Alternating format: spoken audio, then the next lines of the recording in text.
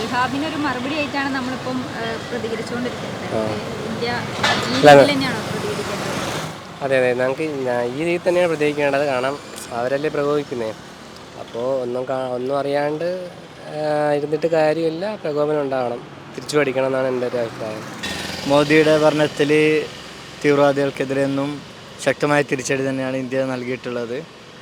മുമ്പും ഇതുപോലെ ബത്താക്കോട്ടും ബാലാക്കോട്ടും ആക്രമണത്തിലും ഒരു ആക്രമണത്തിലും തിരിച്ചടി നൽകിയ പോലെ അത് തീവ്രവാദികളെ അർഹിക്കുന്നതാണ്. അത് ലോകത്തെവിടെ ആയാലും ഇന്ത്യ എന്നതൊരു മതേതര രാജ്യത്ത് മനുഷ്യരാശിക്ക് വില കൽപ്പിക്കുന്ന ഒരു രാജ്യമാണ്.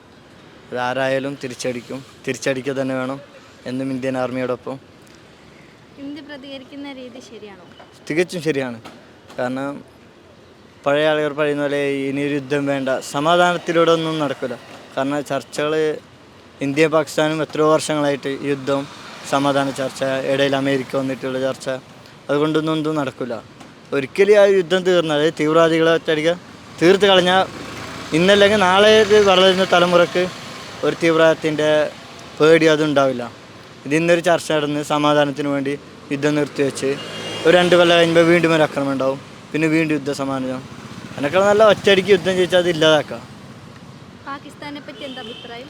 പാകിസ്ഥാനെ വെച്ച് ഞാനൊരു മുസ്ലിമാണ്.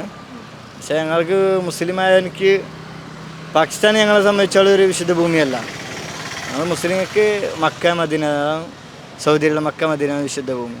പാകിസ്ഥാനെ ഞങ്ങൾക്ക് യാതൊരുവിധ ബന്ധവുമില്ല.